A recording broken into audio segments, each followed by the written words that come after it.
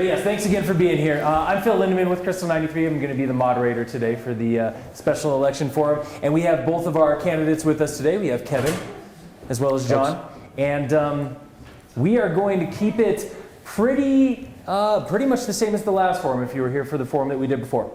I've got a couple questions for the gentleman, and then I would like to put it out to anybody in the audience that also has questions. And so if we go out to the audience, if you don't mind just speaking up, because I don't think we have a mic for you all today, but I think we can hear everybody just fine.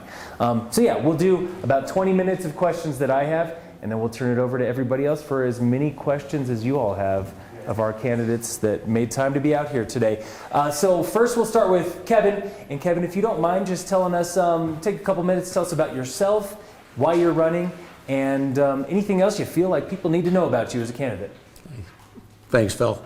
Again, my name is Kevin Stout. I live at 102 Gold Run, corner Gold Run and Tenderfoot, next to our brand new street with our brand new sidewalk. Thank you very much. I've been here in the town for roughly 10 years. I grew up in Michigan. If you ever see me, I probably have a Michigan hat on.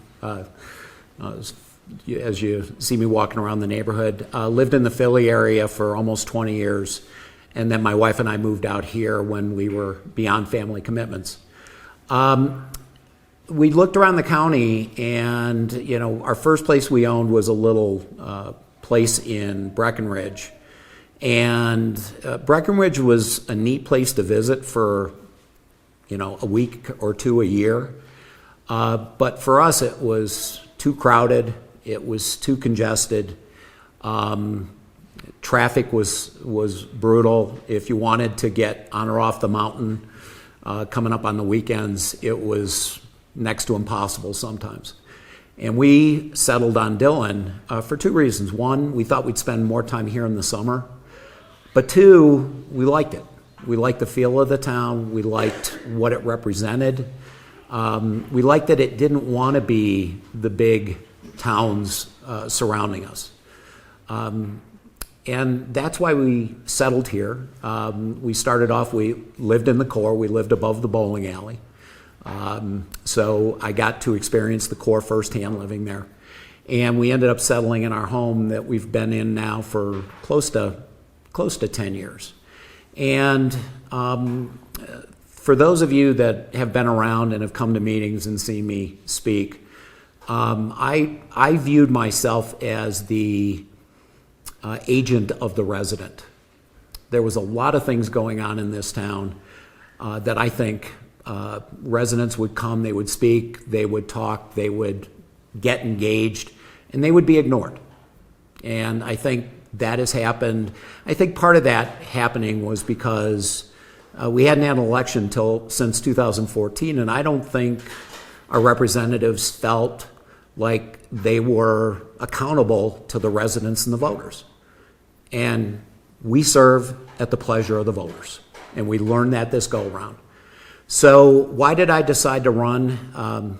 I was a big fan of Steve Milroy. I think he spoke for the residents.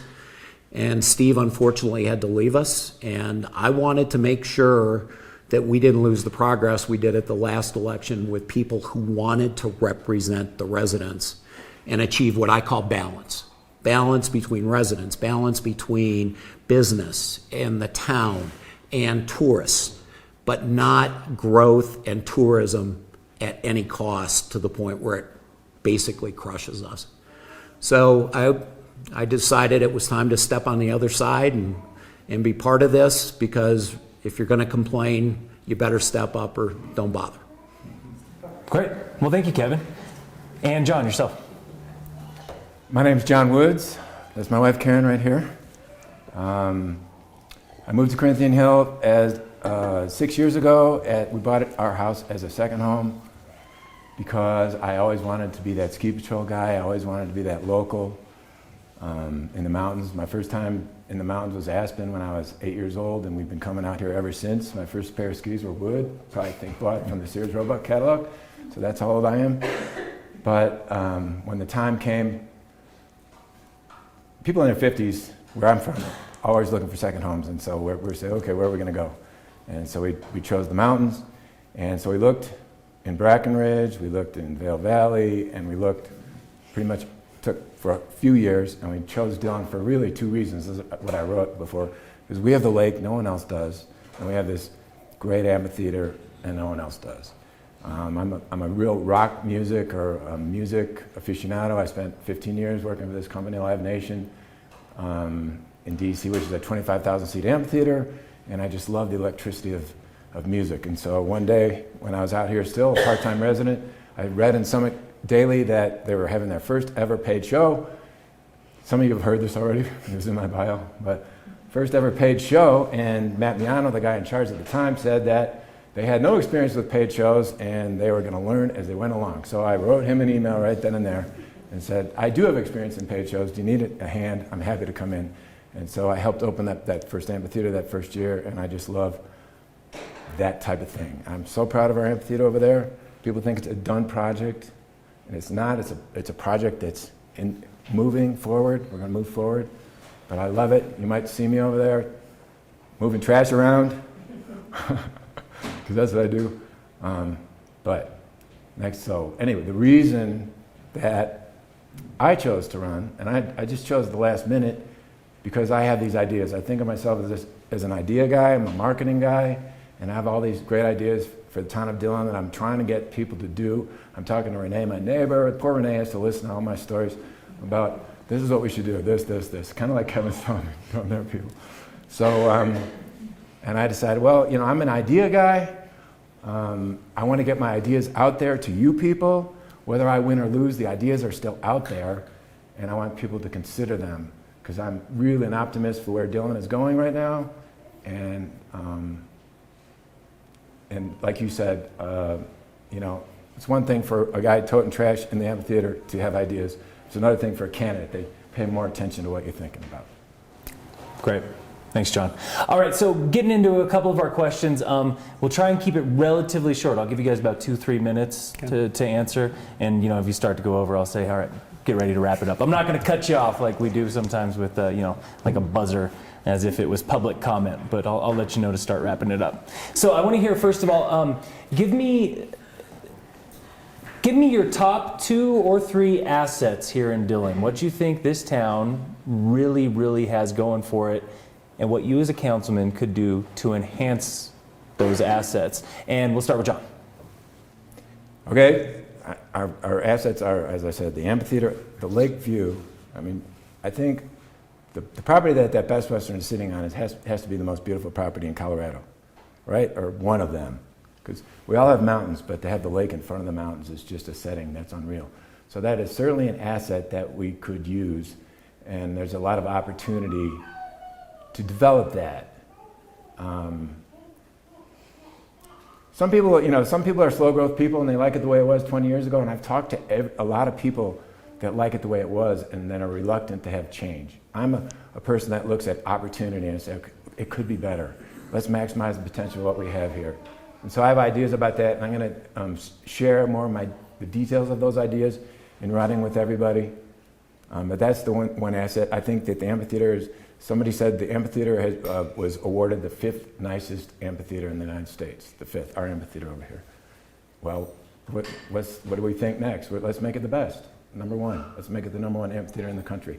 Doesn't mean it has to have 25,000 residents, but there are things that are in process that you guys might not know about, but there's things that are under consideration for the amphitheater. It's going to make it even better.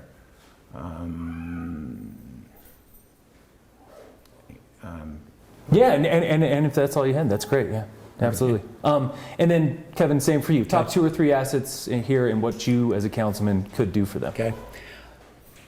I think if you look at it, I mean, mountain lake style reflects, I think, who we are. So, one, I'll say location, proximity to the highway, ability to get to Denver, ability to get in and out of here where other places up here you can't. But if you look at the town itself, I would have to agree. I think it's the amphitheater, and I think it's the marina. And I think the marina has tremendous potential if Denver Water will let us do it. And I've spent some time talking to folks, and I've seen some marinas in different places, quite frankly, around the world. One of the most beautiful ones I saw was in Costa Rica, where you had retail and shops and things on the lower level, and then all restaurants on top. I mean, there's so much we could do with that.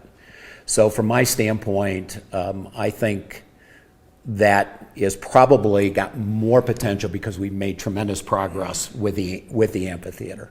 Now that said, we do have a habit of getting ahead of ourselves with things like, and we may get to it later, ice castles that swamp the town. And if you look at the parking issues that have been created by the concerts and the people who live around there who end up with tailgaters in their front yard, trash in their front yard, we have to be careful that we don't extend ourselves beyond our ability to manage it and to really make sure we're taking into account the impact on the locals that live around those venues, because they live with this every day. And unfortunately, a lot of people who are making these decisions do not. Okay. Yes, and we will definitely get to some of those I figured we might. recent decisions, most definitely. But we'll have some fun with it, I think. Thank you. Now, on the flip side of that, I talked about greatest assets here in town.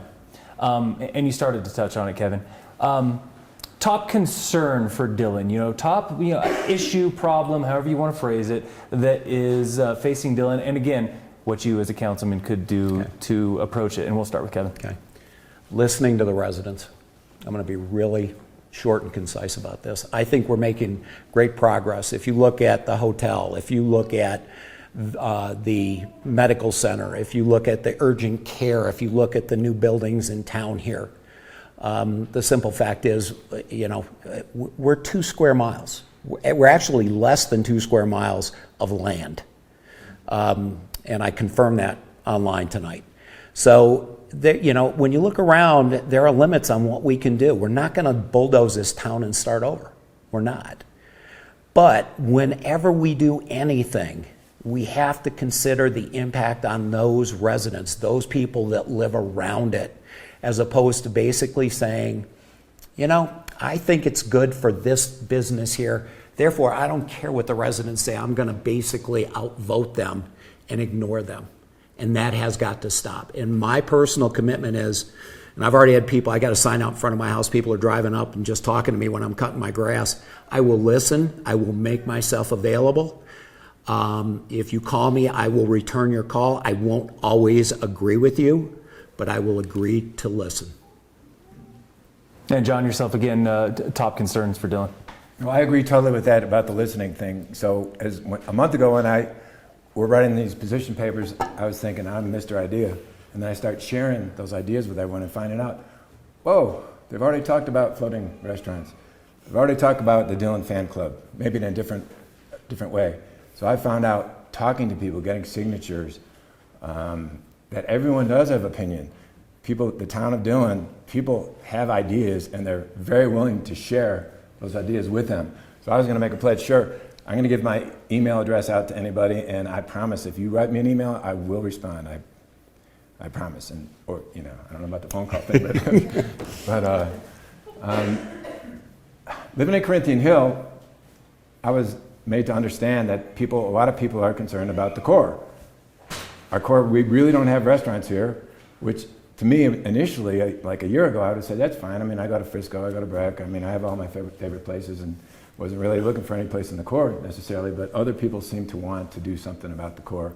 And I know the 2 members that were recently elected want to move forward to find ways to restore some of the luster that it once had. So I don't remember, I wasn't here when it had luster, when there were places to go. People, Matt Lope told me that Dillon Ridge killed the core, because give businesses a better place to be visible and all that. So I know that the council wants to find ways to work on the core and improve the core, whether it's density. Eddie talks about, we need to improve density so that businesses will actually have enough footsteps and dollars available to them to survive. And the other thing, to me, is to find a way to get tourists with their full wallets into town. We have 500,000 tourists that drive by our exit every month, 600,000 in July, and they all have looking for perhaps a place to stop. So if we did decide we want to encourage more businesses to locate in the core, then we have to find a way to pull those people off that highway to come here and spend their money in the town of Dillon. And one of those, if I'm the marketing guy in Dillon, I say, okay, look, who has apps? Chick-fil-A, not in Summit County. Popeye's Chicken, not in Summit County. They all have apps, and if they're loyal customers coming from Denver, heading to Brack or Vale, are going to look on their phone, see the app, say, is there a Chick-fil-A around? I feel like Chick-fil-A. And then and if we had a business like that, that would be a way to pull people in. Just let technology draw them in if we decided that's what we want to do. But people are telling me that's what they want to do, so. Okay, great. Well, gentlemen, kind of going off of some of those answers right there, was going to start small and then kind of grow up in terms of communication. Because both of you agree that communication has got to be key for anybody who's joining town council. So I'll start first with communication and collaboration within council itself. If elected, how do you see yourself working with other council members? Being part of what is basically a team here in council chambers. We'll start with Kevin.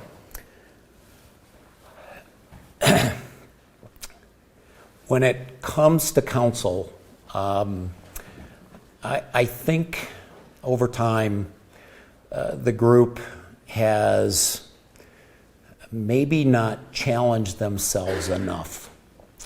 I think in some cases there are times when people need to stand up and say, I don't necessarily agree with what is going on here. And I think the marijuana windows was a perfect example of that. We hit a wall. I mean, it ended up being 4-3. So we will continue to have those contentious issues. They are not going to go away. At the same time, when it's done, it's done. When a decision is made, we need to move on. So from that standpoint, I think you push, you stand up for what you believe, and then you move on. And you don't continue to dig in on those old issues, because all people do is get angry when you do that. So to me, that's one piece. And again, I was told this was an easy thing you did. Part of the reason we actually formed a group called the Dillon Coalition. My friend and neighbor Sean Butson's in the audience. And we spent a lot of time talking about how we ran into issues where the town wouldn't listen to us. And we found out behind the scenes that 25 parking spaces in a parking lot were being proposed on Gold Run in the middle of a residential area to service things like stand-up paddleboards. And we basically stood up and said, not happening, and we're going to stand up to this. And we actually worked with town council.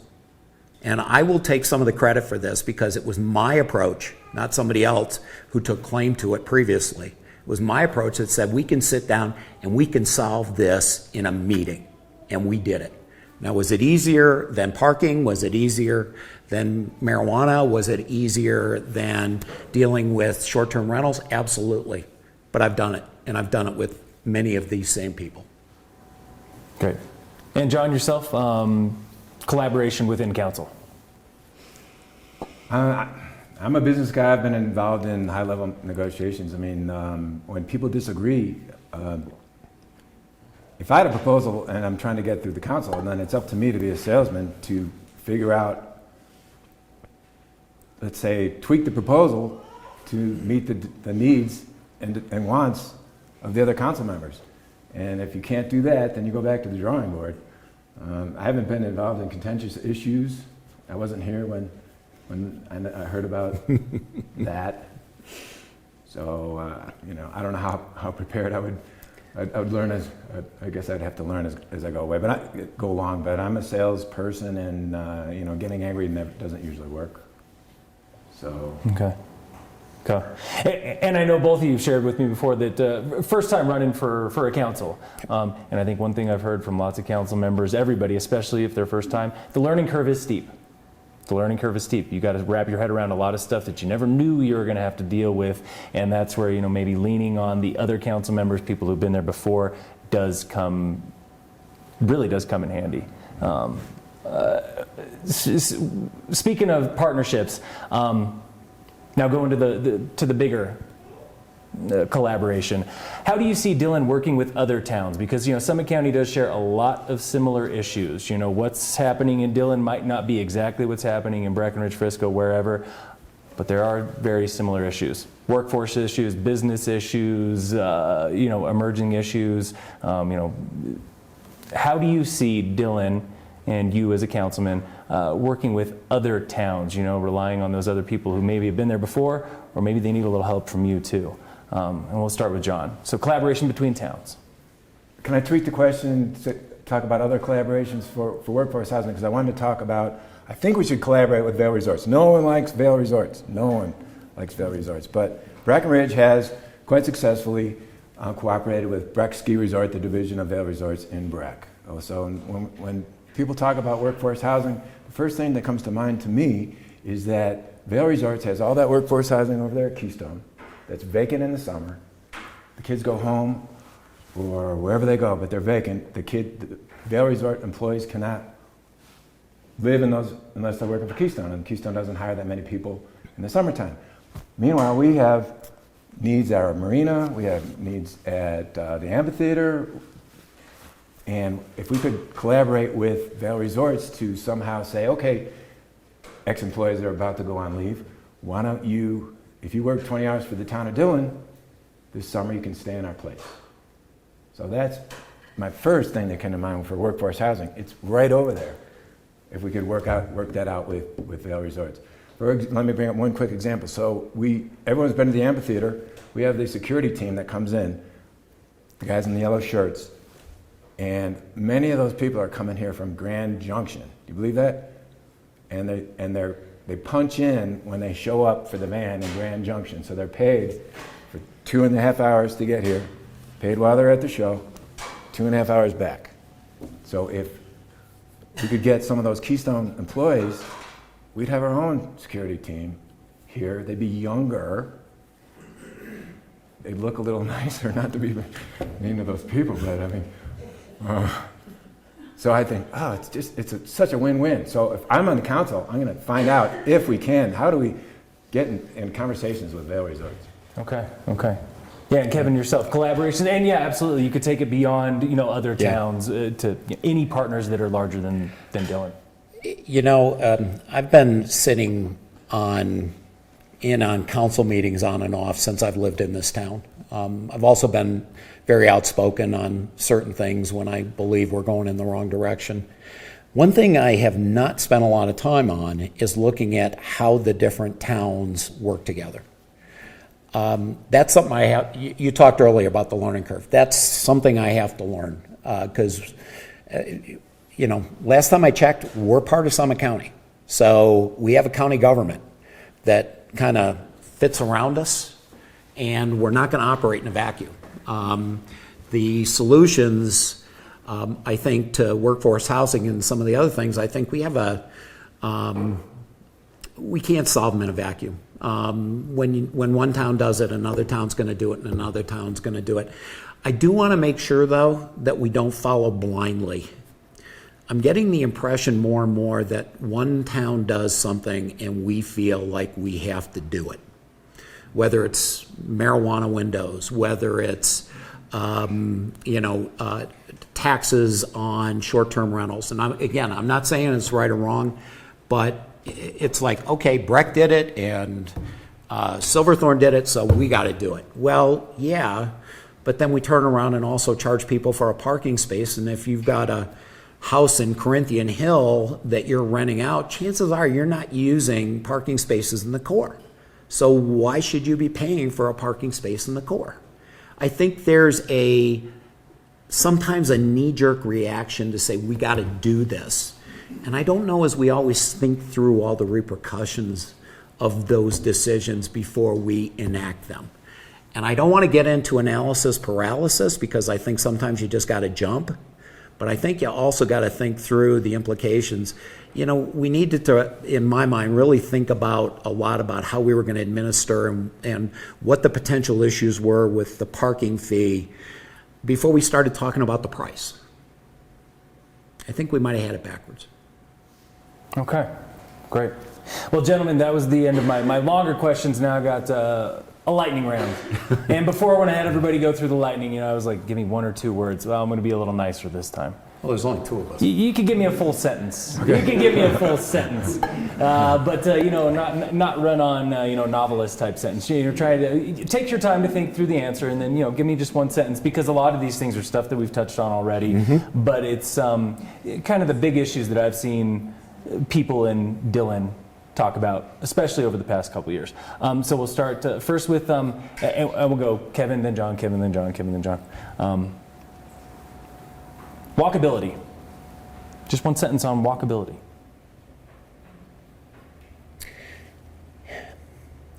Important, but maybe not as important as we're making it. Okay.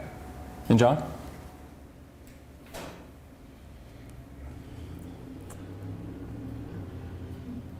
There's not much of it right now.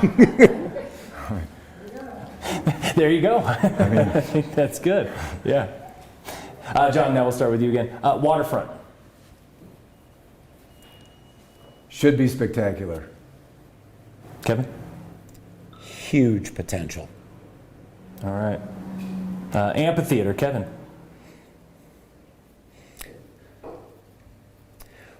Wonderful, but sometimes overwhelming. John? Like to see more acts for Dillon voters. That means 50 and up. Okay. All right. I like that one. Ice castles. John? Because it keeps getting brought up. It was temporary and glad it's gone. Kevin? Saved some businesses, but overwhelmed the surrounding residents. All right, great. Another older issue that does keep getting brought up, drive-up marijuana. Kevin?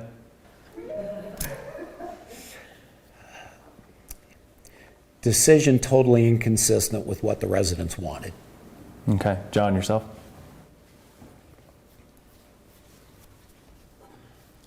Is it that hard to get out of the car?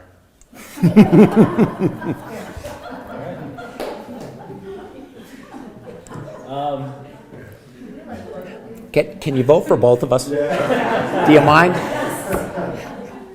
Just trade seats, yeah, tag team it. Yeah, there you go. Yeah. I'll take the first Tuesday, you take the second Tuesday.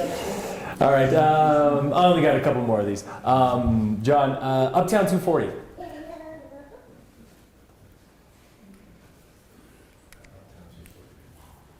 Tragedy in planning. That's it. Kevin? Property owners with great intentions, but absolutely no ability to execute. Okay, great. And I'll roll again off Uptown 240 because it is still there. Another sentence then on future of Uptown 240. Kevin? Unfortunately, I think it's going to be bankruptcy and a new owner. John? I want to see Dillon require builders for big projects to buy construction bonds. It would solve the problem. Okay. Just 3 more for you. Parking. John?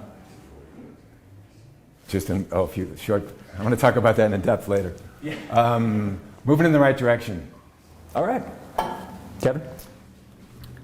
Problem with events, but I think not as big a problem the rest of the time as we want to believe. Okay. Town park. Kevin? Town parking? Town park. Oh, park. Town park. Former home to the Ice Castles. Yeah.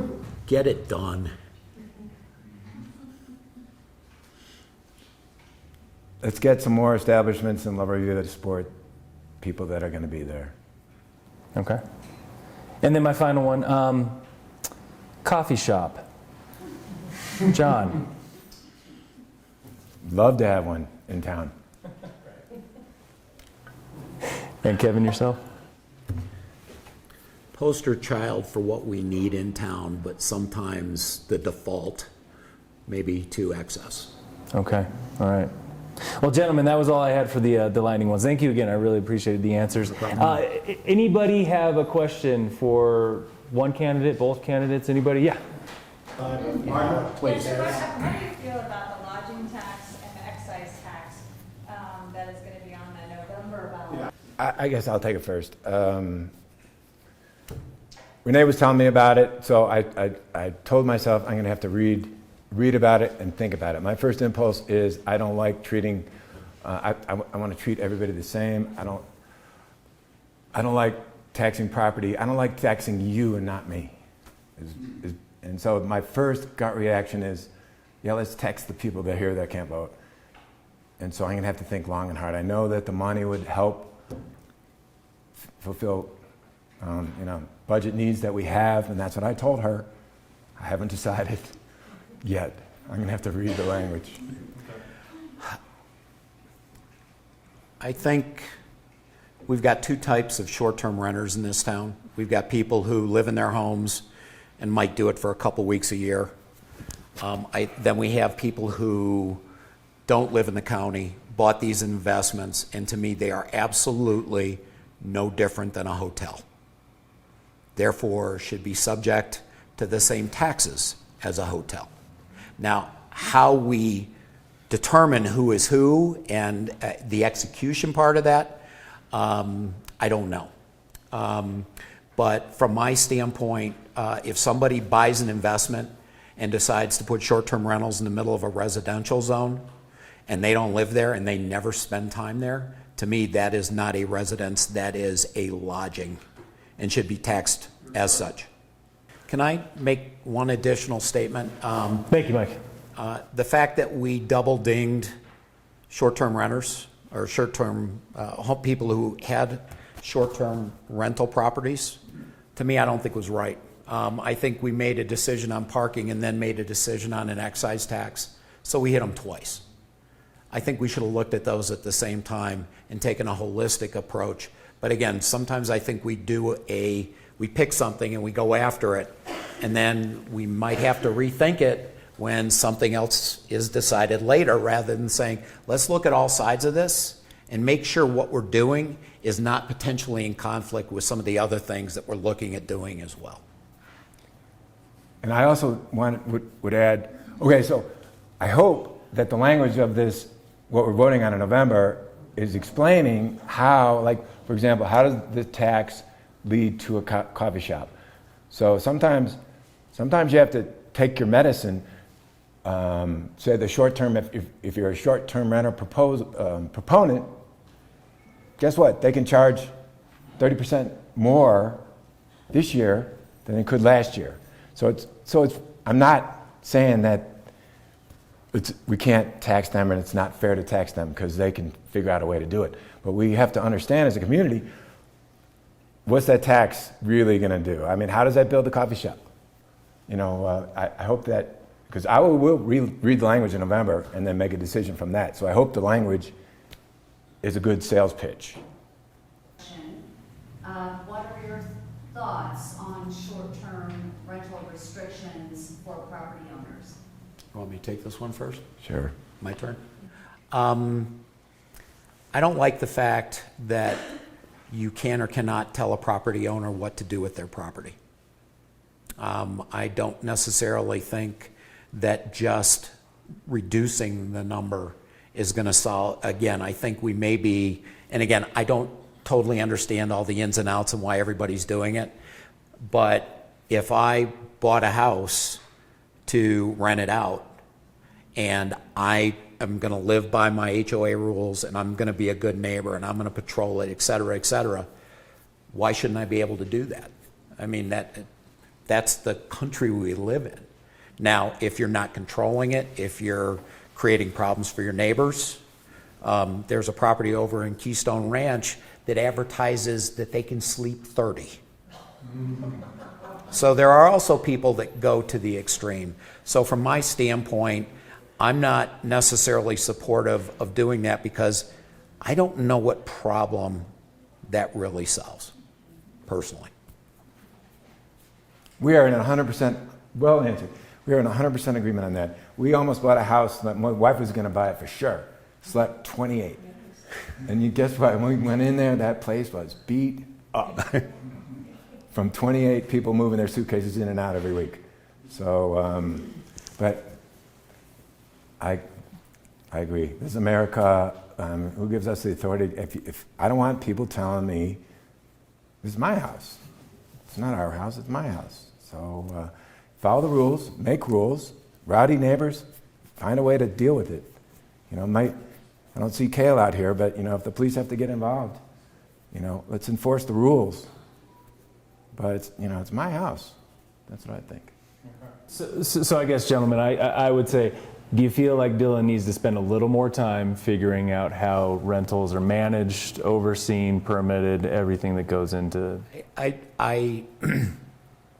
So my question to you is, and I know we have members of council here, and this is something I don't know, because your point of calling it a business license in a residential area to me is the same as putting commercial parking in the middle of a residential area, which is what they proposed on Gold Run Circle. So I totally understand that, you know, and we have a park that had ice castles in it that was going to be an amusement park for 5 months of the year, or unusable for 5 months of the year, but yet wasn't zoned as an amusement park. So there are inconsistencies, I think, in the way we administer zoning and control. My question is, in your property, and this is also to town council because I don't know the answer, what provides precedent? Is it the HOA?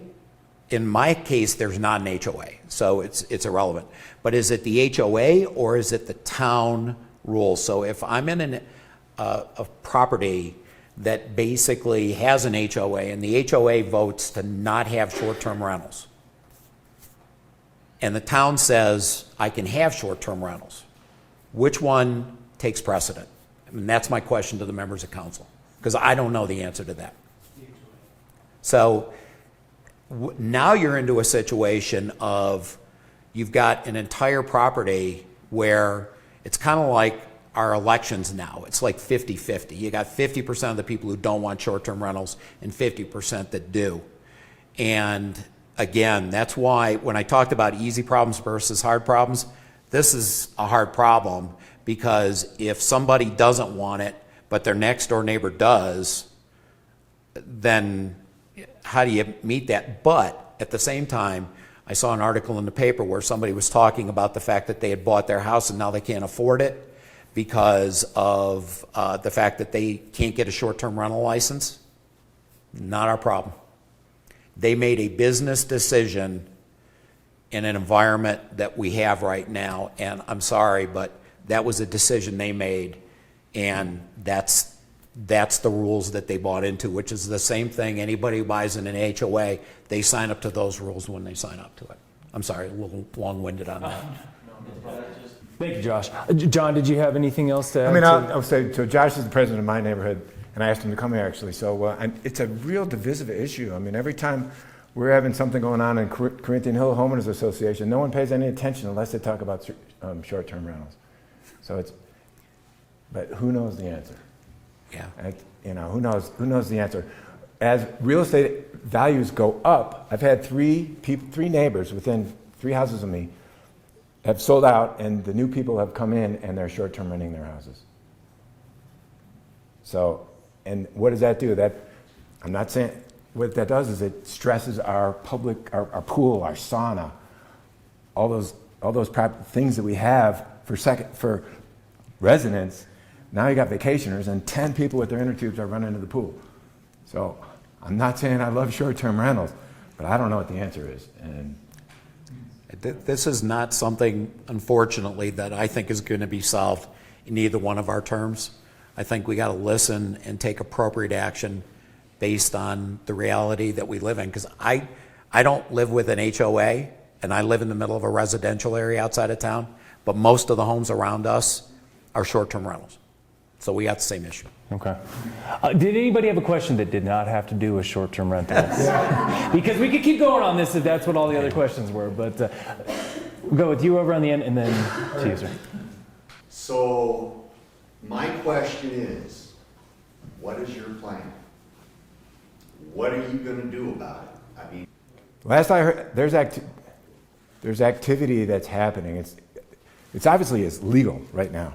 So there are things that I've learned that are happening, and we were all disappointed to read in Summit Daily last week what you just said. Oh, we're going to start again next week. I think everybody knows that that place is finished. We just, the question is when, and I think it's going to be soon.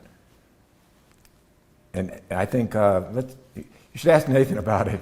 Sorry, Nathan, but there's things happening, and it's coming to an end. Again, hindsight 2020, it should have never been approved. They were not qualified to do this project.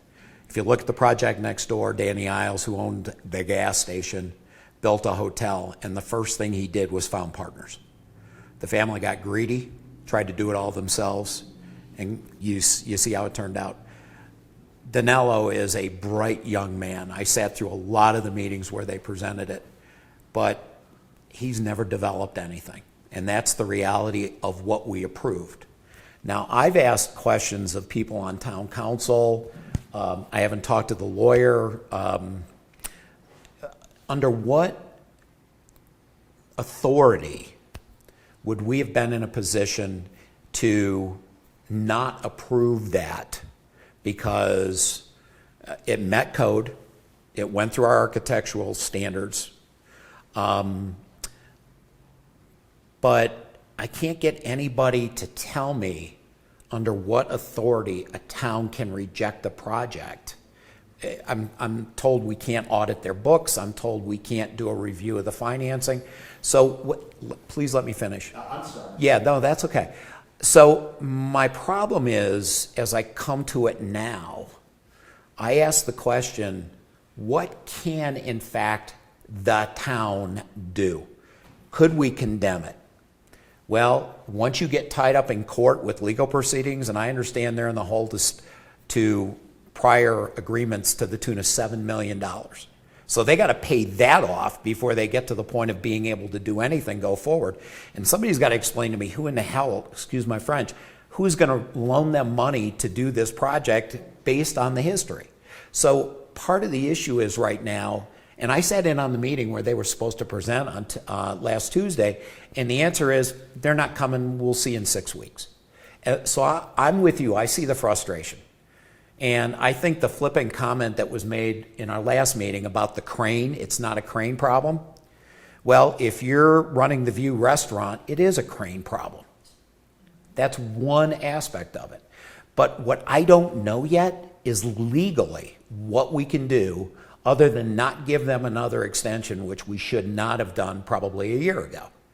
So if I get on council, the first thing I got to understand from legal is what we as a town government can do, because I don't know the answer to that right now. I just don't know. And you know something? I go to the meetings, and this doesn't get talked about at meetings. This is all behind the door stuff, which is really tough. Because anybody who's a resident here looks at this thing, and it just makes them cringe. And I'm scared to death that we're going to be staring at this 5 years from now. So my question for you guys is, if you have any thoughts about redevelopment either on Lake Dillon Drive or the town core. Thank you. Thanks, Sean. Send them your email. So, again, we have to be realistic. We've got 1 or 2 problem buildings. The rest of those buildings were approved a long time ago, built way before my time, and quite frankly, are not going anywhere. They're fully occupied. They've got businesses in them. At one of the meetings when I first came to town here, they referred to Dillon as the nicest office park in Summit County. Are there some things that we can do? Absolutely. Whoever agreed to put a post office on Main Street, across the street from, that was our walking path down to the lake, and we gave it away. We're not getting it back. We're not going to move Town Hall, we're not going to move the fire department, and we're not going to move the post office. So we got to work with what we've got. Now, I've seen some really interesting plans that do some really interesting things on that road, but I think, and does the Payne building have to go? Yes. Does condemnation and eminent domain create all kinds of problems and legal battles? Absolutely. And that's something I got to get into. So yes, that needs to go, and a lot could be done if that was gone. Now, that said, I think we also have to be realistic, because we're not going to become Frisco. We're not going to become Breck.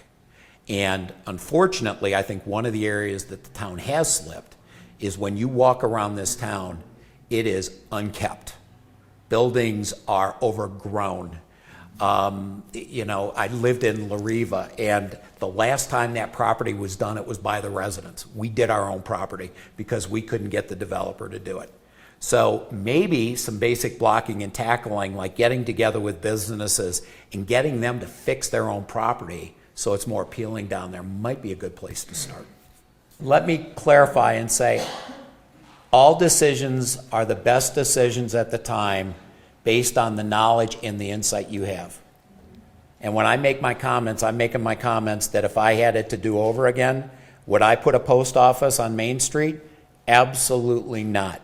And if they had moved it to Silverthorne, we'd probably still have a post office here that is as poorly run and poorly managed as the ones we have now. So I don't want to take a shot at anybody, because it's so easy to take a shot in hindsight. But unfortunately, we have what we have, and it looks like a mishmash, and it's not going away. So let's do the best with what we got. John, did you have thoughts on town court? Just briefly, I thought, when I was talking to Ben, a former council member, he also mentioned that the Marriott Corporation had conversations, real conversations, with Best Western in 2008, and it had gotten to the drawing stage. So, they were serious. So, I think we need to take small steps, but be prepared for something to happen if the Best Western person decides to put it out and sell that beautiful piece of property. And so I had mentioned to Nathan, I think the town of Dillon should focus on marketing for a minute, spend a little bit of money on a marketing presentation that you can put on a flash drive, and then have their marketing person let every hotel chain in America, big hotel chains in America, know that Dillon is great. We have 500,000 people here, look at this view. And for the same, I wanted a marketing presentation professionally done, so that if the La Riva owner were to hire John Woods to get some of that commercial space filled, it's half empty if you haven't been in there. You need something to work with. And so if you're a marketing guy, what do you need? You need something that's going to sell the town of Dillon. So we need to take small steps. How Panera took 2 years to build that thing up there, Panera should have been in our town. It's a business that people get together, they network, have business meetings. Why Panera decided not to be here instead of up there, I blame it on the owner of that building, who just doesn't seem to care.